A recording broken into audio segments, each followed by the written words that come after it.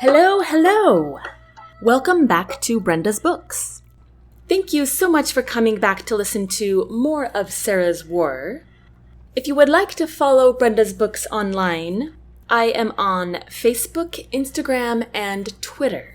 I'm happy to bring you today Chapter 42. Here we go. Chapter 42. Life is short. One would think my year-long experience in country would make it easier to get used to it here, but it hasn't. It's the end of the day and my adrenaline hasn't slowed.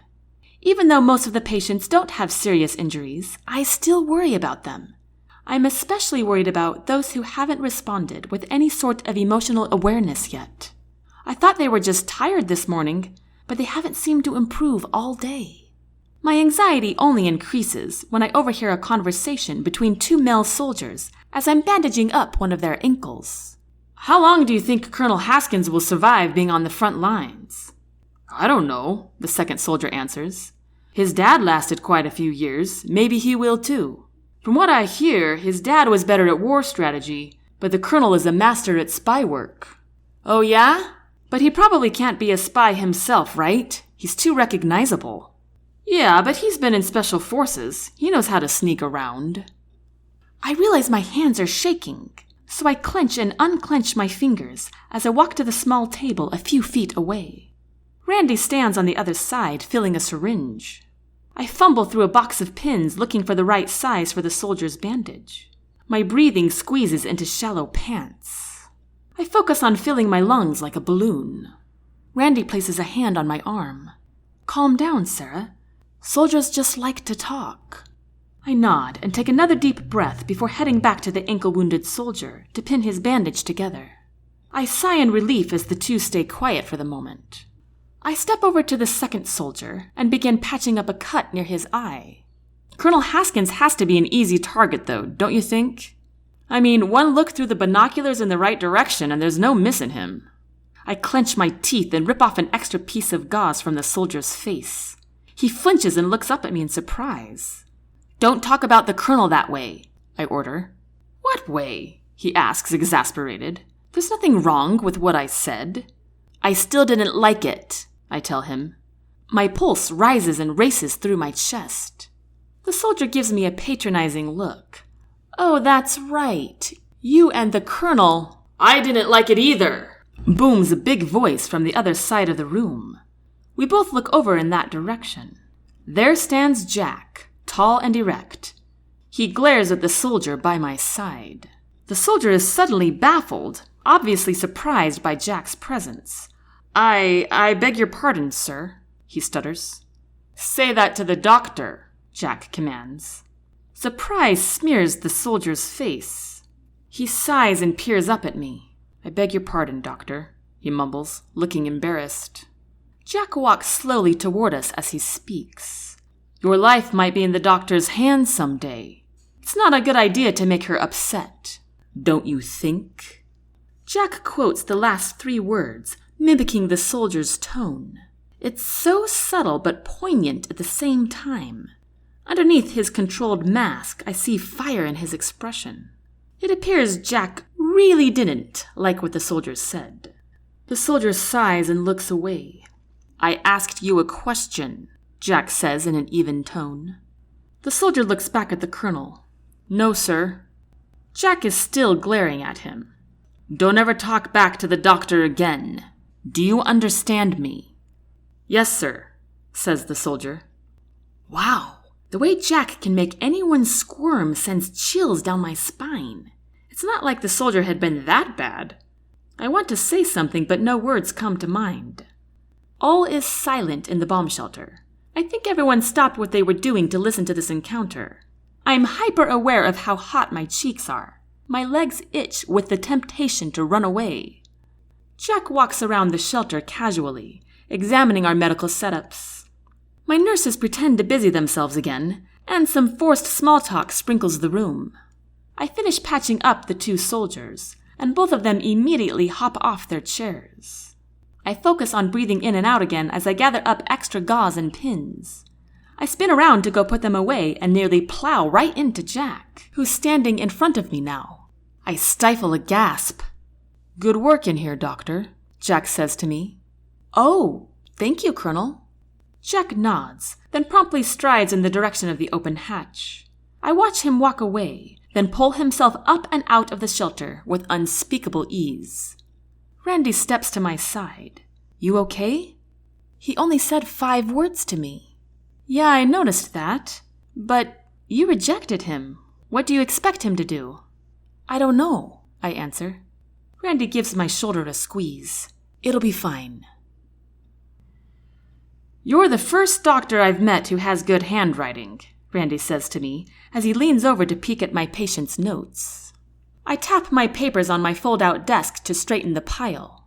"Are you trying to sweet-talk me because you have bad news?" "If you call that sweet-talk, you've got bigger problems," Randy says with a grin. He stops sweeping and leans on his broom. "But now that you mention it, I am worried about those guys over there." He points with his head to the north wall.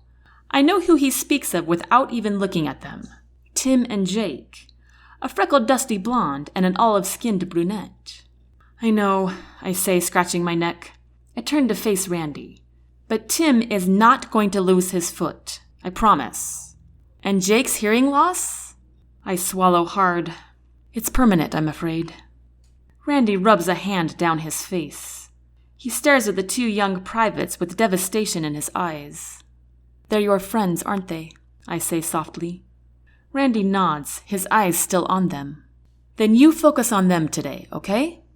Randy's response is drowned out by Chris's authoritative yet velvet voice. "Everyone needs to come outside and figure out sleeping arrangements while it's still daylight." At once, we all stop what we're doing and file our way toward the exit, with everyone already voicing their opinions on the subject.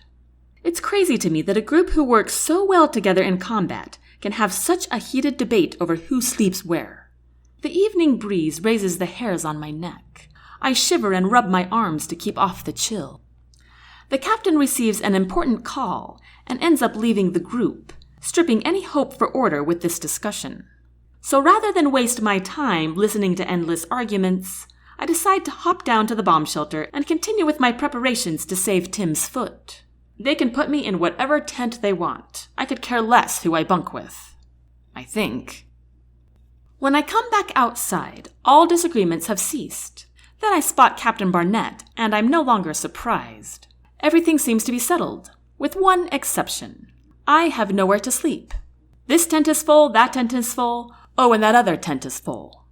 "Well, I do have an extra 2-man tent in my emergency bag," says Chris, as he pulls off his backpack and begins to unzip it.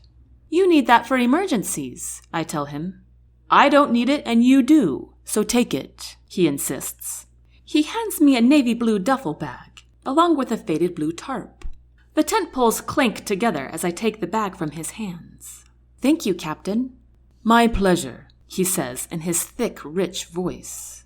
"It's a good little thing, too, nice and airtight. And you will definitely need that once the wind picks up in a few weeks." I nod. "Thank you again. I guess I better get it set up before it gets too dark." "There's space on the other side of this hill. Follow me," he says, spinning around. I follow the captain through the dirt and around a small grassy knoll. "Here we are," Chris says. "This ground looks pretty even." "Thank you, Captain." I set my clanking duffel bag on the ground and crouch to unroll the tarp. "Let me help you with that," Chris offers. He kneels next to me, pulling the drawstring on the bag, and slides out some short white poles. "Oh, that won't be necessary, Captain," I dismiss, as I walk alongside my unrolling tarp. "I have pitched a tent plenty of times." "I know that, Doctor," he says. "But it always goes faster with 2, am I right? Besides, Haskins wouldn't be happy if I didn't, even if you are as independent as he says." I flatten out the final corner of the tarp before I glance up at Chris. He has an apologetic smile on his face. "I hope you don't mind that he told me about you. Ever since our assignment together in the Middle East, we've been very close," Chris explains. "Yes, he mentioned you were the best of friends," I note, as the 2 of us unfold the tent. I look around for something to beat the stakes into the ground. Chris walks close to my side and hands me a hammer. "Thank you," I mutter. I thwack the stake with my hammer, but it flips up into the air, along with a thick spray of dirt. Chris catches it with one hand and squats next to me, stuffing the steak back into the ground. "Try again," he says, holding the steak in place with his brown hands. Once again, I beat the steak with my hammer and it slowly makes its way into the earth. Any idea when he's going to speak to me again? I wonder aloud. I finish hammering and look up at Chris's beautiful brown face. "Give him time," he says kindly. "He had his heart set on you, you know." I bite my lip. "Is there a reason you're telling me this?" Chris grins. "You already knew he had his heart set on you. It was pretty easy for anybody else to see, too," he adds. I sigh and move on to the next steak. Chris holds it again as I hammer.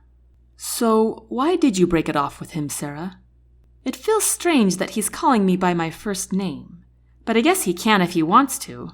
He is my superior, and we're not really on duty at the moment. I lean my head back to look at the stars that are just appearing. Maybe they can give me a good answer. "Is it because you're afraid he's going to die?" Chris asks carefully. I jerk my head to look at him. "What?" "Are you afraid he's going to die?" he repeats.